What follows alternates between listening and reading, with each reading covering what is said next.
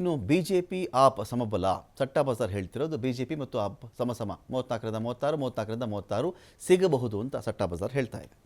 ಆಯಿತು, ಈಗ ನಾವು ನೆಕ್ಸ್ಟ್ ಚೆಕ್ ಮಾಡಿಕೊಂಡಾಗ BJPಗೆ ಒಂದು ವೇಳೆ BJPಲಿ ಗೆದ್ದರೆ ಸುಮಾರು 3 ದಶಕ ಗೆದ್ದರೆ ಏನಪ್ಪ ಕಾರಣ ಅಂತ ಚೆಕ್ ಮಾಡಿಕೊಂಡಾಗ ಕೇಜ್ರಿವಾಲ್ ವಿರುದ್ಧದ ಹಗರಣವನ್ನು ಚುನಾವಣಾ ಪ್ರಚಾರದ ಅಸ್ತ್ರ ಮಾಡಿಕೊಳ್ತು BJP ಅಂತ. ಈಗ BJP ಒಂದು ವೇಳೆ ಗೆದ್ದರೆ ಏನು ಪಾಯಿಂಟ್ಸ್ ಅಂತ ನಾವು ಗಮನ ಕೊಡ್ತಾ ಹೋಗೋಣ. ಕೇಜ್ರಿವಾಲ್ ವಿರುದ್ಧ ಹಗರಣ ಇದೆ, 5-6 ಜನ ಮಿನಿಸ್ಟ್ರುಗಳು ಜೈಲಿಗೆ ಹೋಗಿ ಬಂದರು, ಇದನ್ನೇ ಅಸ್ತ್ರ ಮಾಡಿಕೊಳ್ತು BJP ಅಂಥೇಳಿ. ಜೊತೆಗೆ ದೆಹಲಿಯಲ್ಲಿಯೂ ಕೂಡ ಪ್ರಧಾನಿ ಮೋದಿಯವರ ವರ್ಚಸ್ಸನ್ನೇ ನಂಬಿಕೊಂಡಿತ್ತು BJP. ಮುಖ್ಯಮಂತ್ರಿ ಅಭ್ಯರ್ಥಿಯನ್ನು ಘೋಷಣೆ ಮಾಡದೆಯೇ ಗೆಲ್ಲುವಂಥ ಪ್ಲಾನ್ ಹಾಕಿದ್ದು.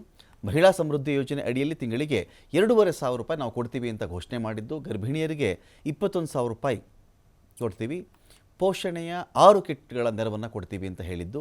ಹಿರಿಯ ನಾಗರಿಕರು, ನಿರಾಶ್ರಿತರು, ವಿಧವೆಯರ ಪಿಂಚಣಿ ಹೆಚ್ಚಳದ ಭರವಸೆ ಕೊಟ್ಟಿರೋದು. 5 ರೂಪಾಯಿಗೆ ಪೌಷ್ಟಿಕ ಊಟ ಒದಗಿಸುವಂಥ ಯೋಜನೆ. ಅಟಲ್ ಕ್ಯಾಂಟೀನ್ 200 ಯೂನಿಟ್ನವರೆಗೆ ಇದು ಮಾಡೋದು, ಅಥವಾ ಅಟಲ್ ಕ್ಯಾಂಟೀನ್ ಮಾಡೋದು ಒಂದು, ಪೌಷ್ಟಿಕ ಆಹಾರ ಕೊಡ್ತೀವಿ ಅಂತ. 200 ಯೂನಿಟ್ವರೆಗೆ ಉಚಿತ ವಿದ್ಯುತ್ ಕೊಡ್ತೀವಿ ಅಂತ ಹೇಳಿರೋದು.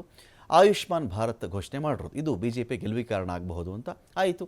ಉಳಿದ 3 ಸಮೀಕ್ಷೆಗಳಲ್ಲಿ ಆಮ್ ಆದ್ಮಿ ಅಂತ ಹೇಳ್ತಾ ಇದ್ದಾರಲ್ಲ, ಆಮ್ ಆದ್ಮಿ ಒಂದು ವೇಳೆ ಗೆದ್ದರೆ ಏನು ಕಾರಣ? ಅಬಕಾರಿ ಹಗರಣವನ್ನೇ ತಿರುಗುಬಾಣ ಮಾಡಿರಬೇಕು ಅರವಿಂದ್ ಕೇಜ್ರಿವಾಲ್ ಅವರು.